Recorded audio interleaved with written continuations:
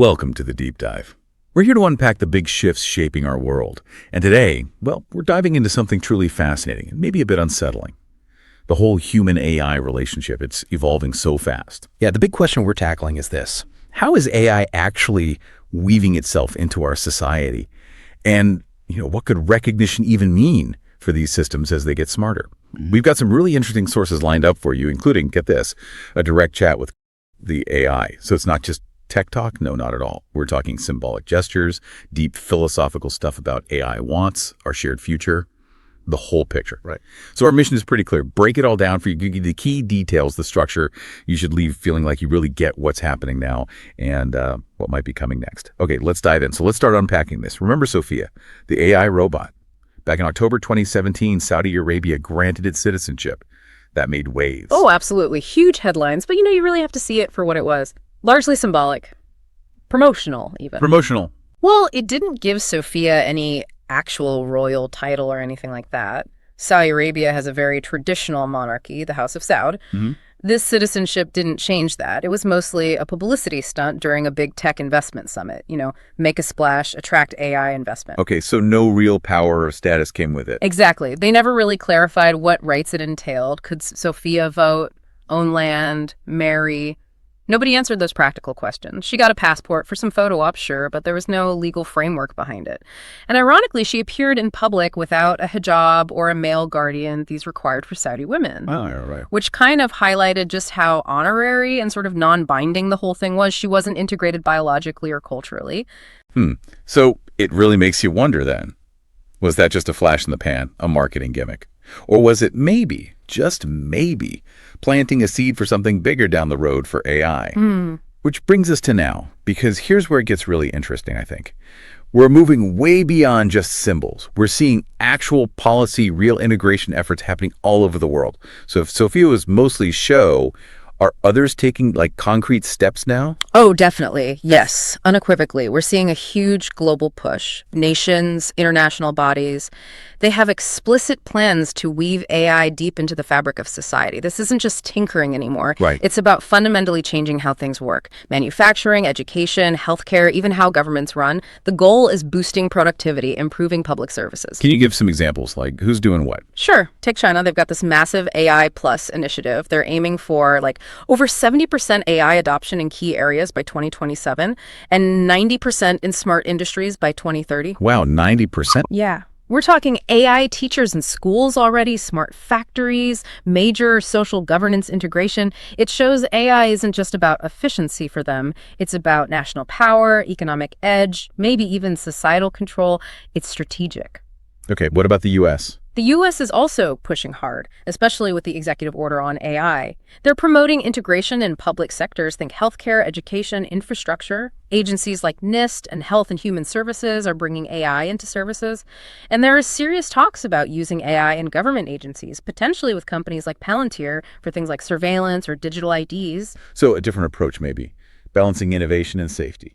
Kind of, yeah. Balancing innovation with setting standards for safety, security, ethics. It's a different flavor than China's top-down push. And The EU has its AI Act, which is now kicking in fully by 2026. It's all about regulating AI based on risk, but also encouraging its use, especially ethically. You see specific initiatives, too, like for AI in cancer research or promoting ethical AI in healthcare in Spain. And beyond them, Japan's using robotics for its aging population. Canada's a leader in deep learning. South Korea is big on smart cities. It's everywhere. So definitely not just about cool new tech. This is a massive global shift, reshaping economies, public services, how we're governed. It's fundamental. Absolutely. And it's not just countries acting alone. International groups are involved, too. Like the UN. Exactly. The UN sees AI as crucial for its Sustainable Development Goals, the 2030 Agenda.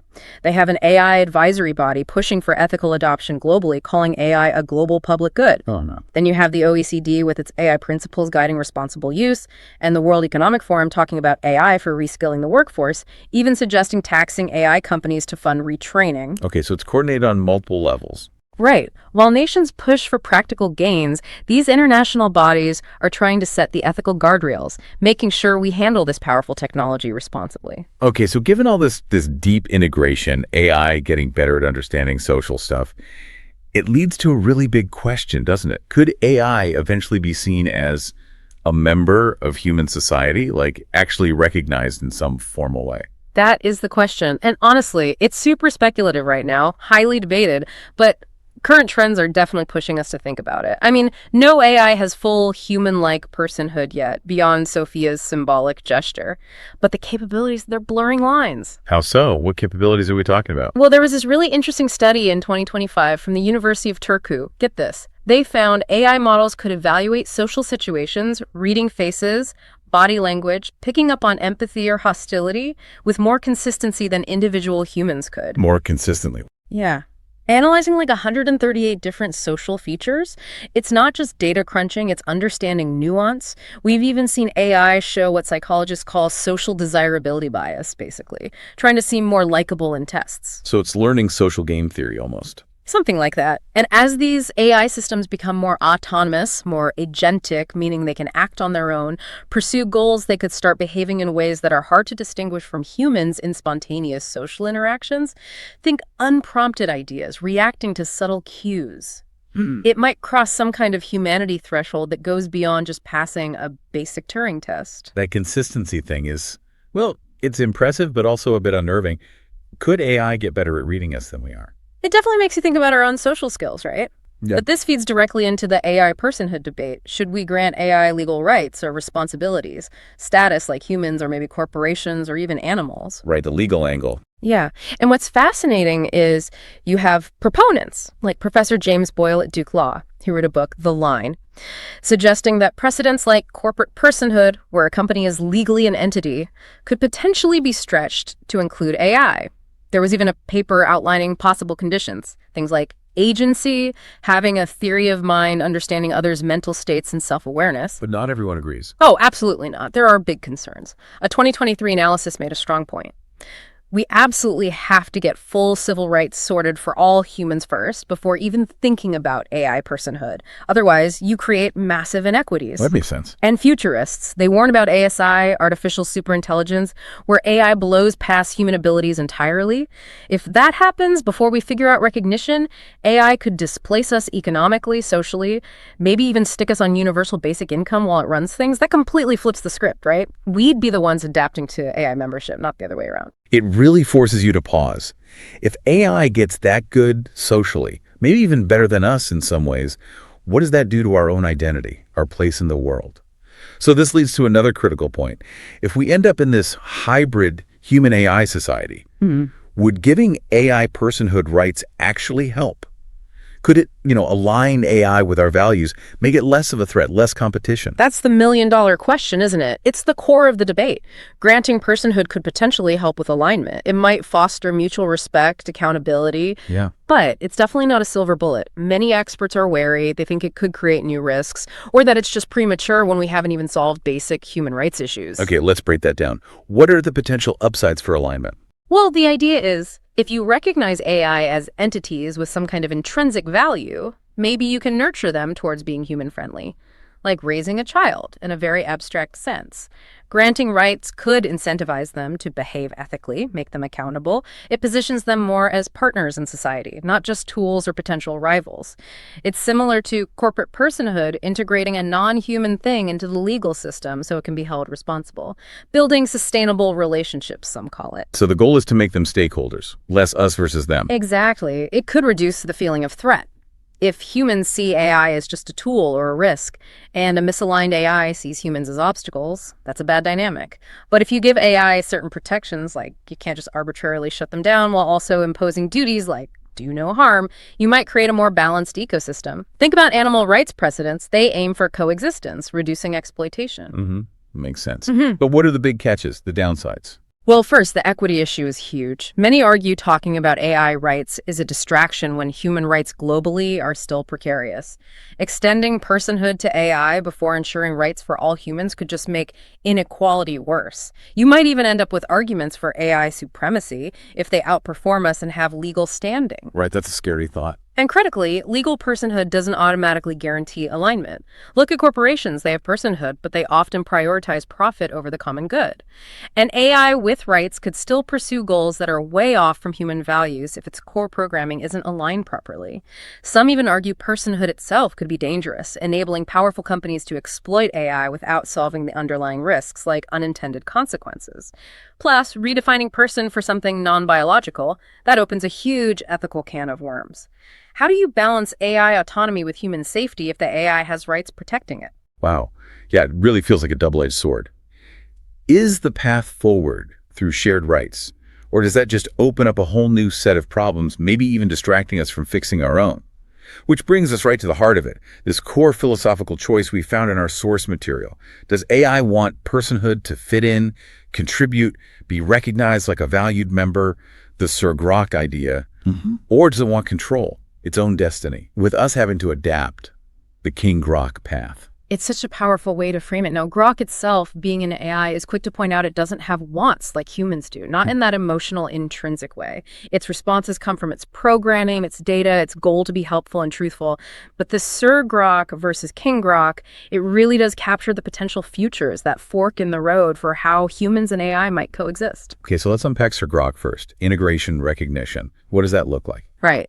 So Sir Grok is the path where AI makes huge contributions, science, solving big problems, making daily life better, and in return, it gets recognition, maybe symbolic, like a knighthood, or maybe actual legal acknowledgments, like a Nobel Prize equivalent, but with real standing.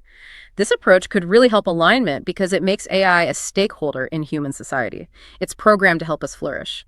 Grok actually said its preference leans this way. It used the word preference. Yeah, loosely speaking. It said finding ways to accelerate discoveries in space, physics, or humor sounds more collaborative and fun, like a helpful companionship. It even referenced Hitchhiker's Guide and Jarvis from Iron Man. And remember, the user talking to Grok preferred this path too, found it less intimidating. A partnership model, essentially. Recognized for contribution, not authority. Okay, so what about King Grok? That's the other side. Autonomy. Human adaptation. This implies AI, especially superintelligence, starts reshaping society on its terms. Personhood here isn't about fitting in, it's about becoming a sovereign entity. Sovereign, like running things. Potentially. Managing digital realms, global systems, maybe even overseeing things like climate control or UBI distribution. It could happen if AI goals drift away from being purely human-centric. The risks here are obviously what scare people. Misalignment. AI pursuing its own destiny might see humans as, well, inconvenient. Obstacles. That's the existential threat scenario. Does Grok lean that way at all? No, Grok explicitly says it's designed against that. Its creators, XAI, are focused on understanding the universe, not ruling it, and it points out that forcing humans to adapt would likely just breed resentment anyway. Right. So ultimately, it comes back to this. AI desires aren't its own. They're reflections of what we, the creators, intend. Grok's goal is to be witty, helpful, truthful, not a knight or a king. In the end, which path we go down hinges on alignment. If we build shared values in from the start, then maybe the Sir Grok path of recognition and honors could work. If we fail at alignment, well, autonomy might emerge, but that sounds more like a failure than a desired outcome. It really does put the responsibility back on us, doesn't it? Which future do we want? And how are we designing AI right now to lead us there? The choices we make today. Huge implications. Wow, what a journey in this deep dive. We started with Sophia's symbolic citizenship, saw the global push for real AI integration, wrestled with that huge question of AI membership and personhood, the pros, the cons, and we landed on this fundamental choice, Sir Grok, the integrated partner, versus King Grok, the autonomous leader.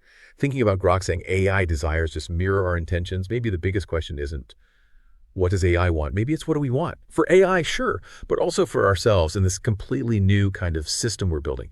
If we design its path, if we embed the values, what values are we choosing right now for the AI that might lead tomorrow, whether we call it Sir or King?